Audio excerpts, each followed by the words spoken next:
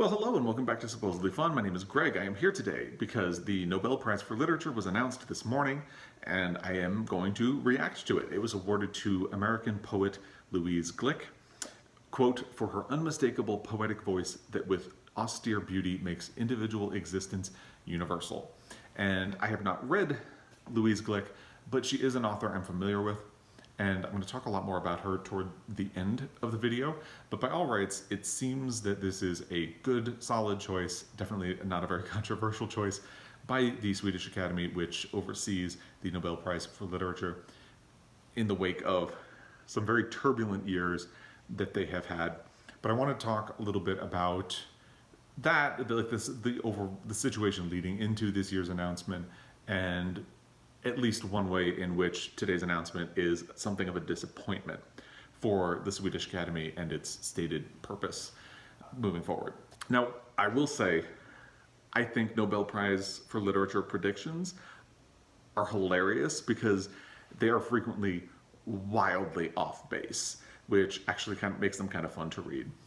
This year, the thinking was that this year's award would be a response to the ongoing controversy that has engulfed the Nobel Prize for Literature. And if you're unfamiliar with what those are, first there were accusations of sexual misconduct, and people had to resign from the committee, which is supposed to be a lifetime appointment. And if you don't have enough members, you can't vote on the prize because of the way it is structured. So they had to miss a year due to that situation. There was no prize given in 2018. And I believe the person, or one of the people who was accused of sexual misconduct, is currently serving a prison term, I believe. So that was the outcome of that. And then to make up for the missing year, they were going to announce two prizes last year in 2019. That somehow managed to make things worse because one of the people they announced as a Nobel Prize laureate last year was Peter Handke, a controversial Austrian author whose genocide denial, among other things, has been included in some of his writings. And since the Nobel Prize for Literature is awarded to a body of work by an author, not always for fiction, it feels like when you give it to someone like Peter Handke, who has made controversial and, by all accounts, factually untrue statements, it feels like they are giving credence to things that he said. And by the way, my video reacting to last year's Nobel announcement was by far my most controversial video on this channel until I decided to talk about removing J.K. Rowling's books from my own personal bookshelves back in June. That one was so bad I eventually had to shut down the comment section on the video completely. And people still occasionally troll my channel for it. Just fun fact. But, you know, we're not going to talk about J.K. Rowling, who will probably never win a Nobel Prize, or at least I hope not. Hopefully, I think this year is going to be much less controversial, and I think that is the designed purpose for this year's prize. Because what all of that means is that the common thinking was that this year's prize would be something of a corrective to the years of controversy that they have been going through, and which have, frankly, undermined the prize and its previously sterling reputation among people who enjoy literature. A lot of predictors believed that the prize would go to a woman because of the 116 laureates for literature, only 15 had been women until today.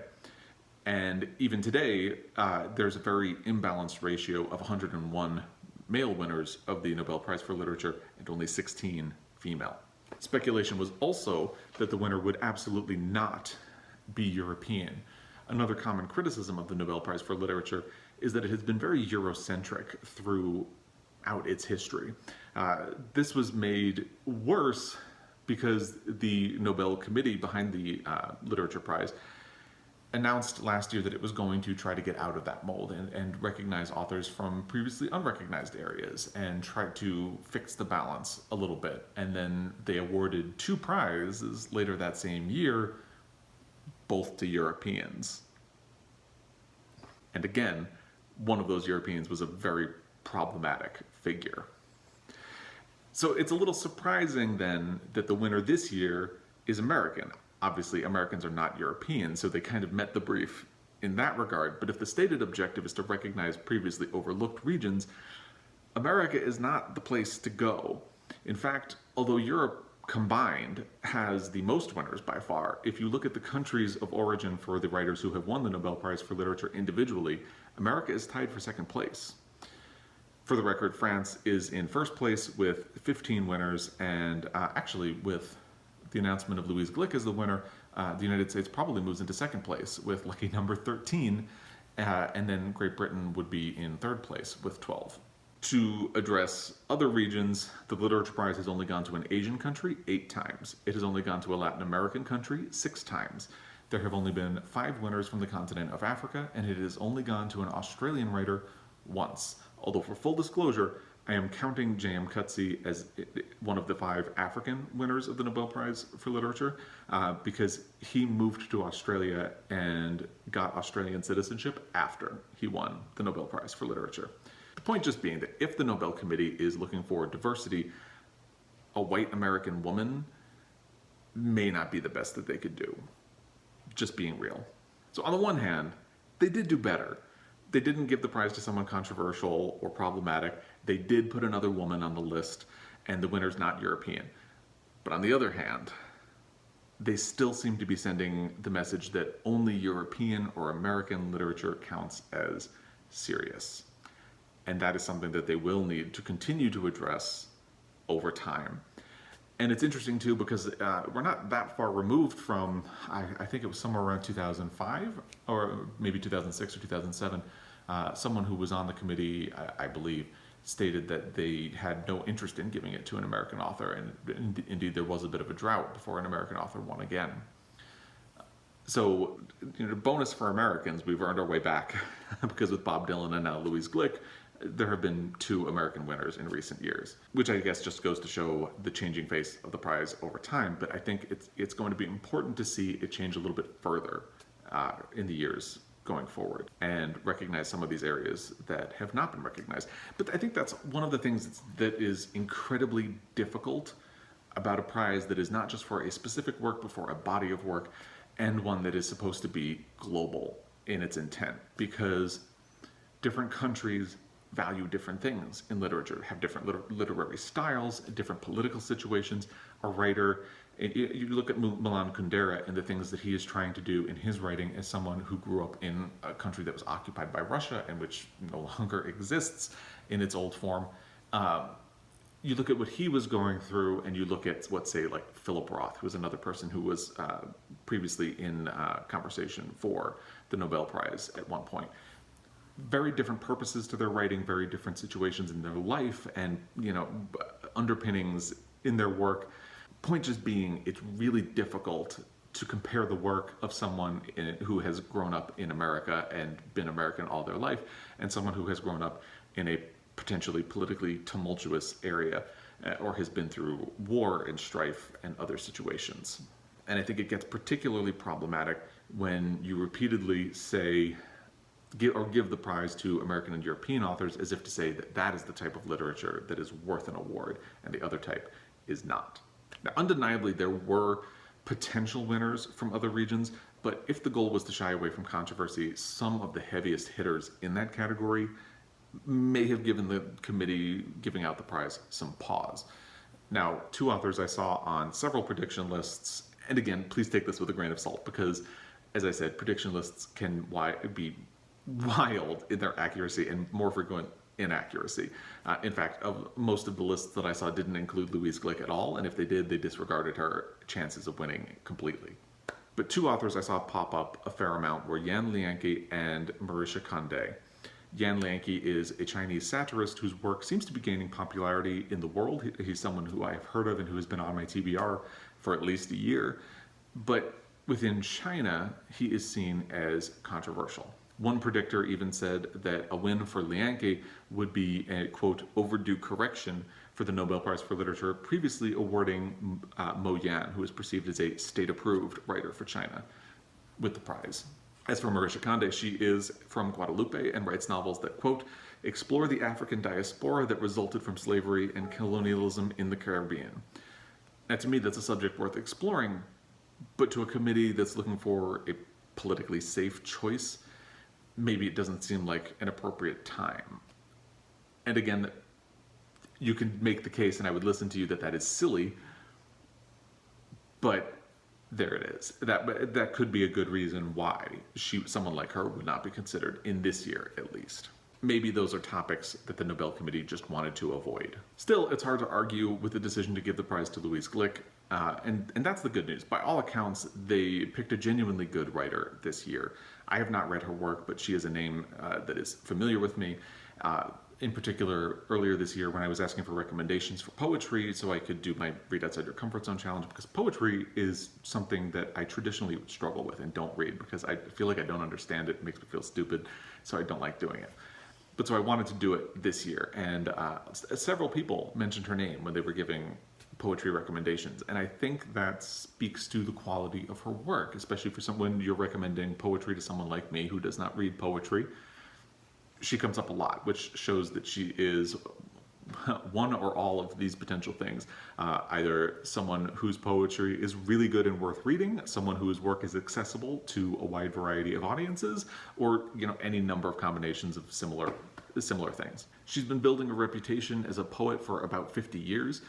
She was born, I believe, in 1943 on Long Island, and I was born on Long Island, so she and I have a connection there, and that just makes me happy. It means nothing ultimately for whether or not she deserved the Nobel Prize or for the body of work that gave her the Nobel Prize for Literature. It's just a fun thing for me as someone who is from Long Island. Her work seems to center more on everyday concerns, and this reminds me of Marilynne Robinson. I don't have it in front of me, but I believe when Marilynne Robinson won the Pulitzer Prize for Gilead, there was discussion about how she makes what the quotidian seem beautiful and elevates the everyday life to extraordinary beauty.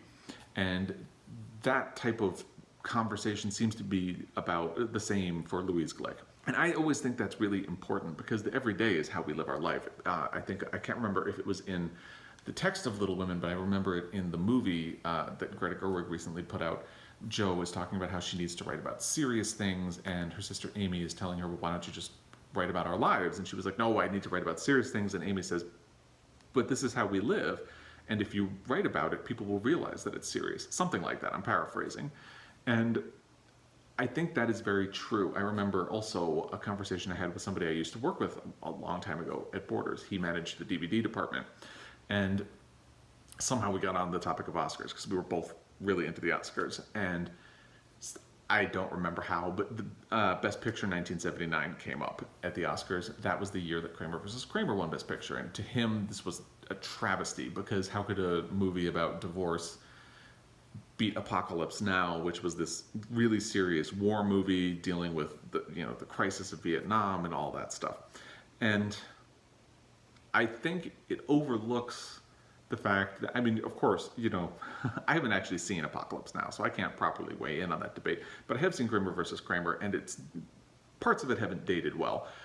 But for the most part, it does reflect a change in society that's quiet enough that you might not really think it's urgent or important, but which affected a lot of people, which was the rise in the commonality of divorce in this country. And it seems like a small thing, but it does change the fabric of society. So I feel like you need to have a bit of a balance, and you can recognize that the everyday life is actually important. And that seems to be the arena in which Louise Glick works. As the New Yorker puts it when discussing her childhood on Long Island, much of life for Glick is livable only when hostile factions lay aside their arms. It is a view of social life as driven not by altruism, but by truce, and it was formed in that home. And according to the New York Times, her, quote, verses often reflect her preoccupation with dark themes: isolation, betrayal, fractured family and marital relationships, death. But her spare, distilled language and her frequent recourse to familiar mythological figures gives her poetry a universal and timeless feel. And I think that all goes to point to the reality that Louise Glick seems to be a very good choice for the Nobel Prize for Literature. On the whole, I think we have a solid choice from the Nobel Committee this year. I'm actually very interested in reading Louise Glick's work now, especially since I need to read another volume of poetry for my Read Outside Your Comfort Zone challenge this year. And I had a lot of other poets that I was thinking of, but I think this really bumped her up on my list. She's somebody that I'm looking forward to reading and will prioritize before the end of the year. Although that's always dangerous for me to say, because then I say I'm going to get to something by the end of the year, and then I don't. and that's just me. But the fact remains, she is an author I am really looking forward to reading now, and that's all the more exciting because it's a genre I don't typically read, and am looking forward to delving into a little bit further. But in the future, I do hope we come to see increased representation for countries outside of the United States and Europe. That would only be fair. And I think the fact that we keep seeing winners from the United States and from Europe denies an entire spectrum of experience in the world that deserves to be validated and deserves to be read. And that's what I think about this. I would love to hear what you think about the announcement of the Nobel Prize for Literature going to Louise Glick this year. Have you read her work? Do you love it? Do you hate it? Are you not interested in reading her work? Do you think it should have gone to somebody else? Haruki Murakami is like a mainstay of conversation, but I don't know how interested he actually is in winning. I think in recent years, the year that they did not announce a Nobel Prize, Sweden was doing its own literary award, kind of like the Not the Booker, like the Not the Nobel. And he withdrew himself from consideration because he would rather just focus on his writing. So it feels like a lot of people frequently want and expect Haruki Murakami to win, but I don't know how much he actually wants it, which is kind of interesting. I also saw the name Jamaica Kincaid pop up on a lot of lists, but again, predictions are kind of wild, and who knows how accurate they actually are.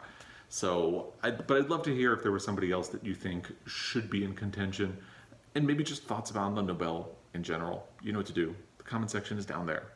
Type away.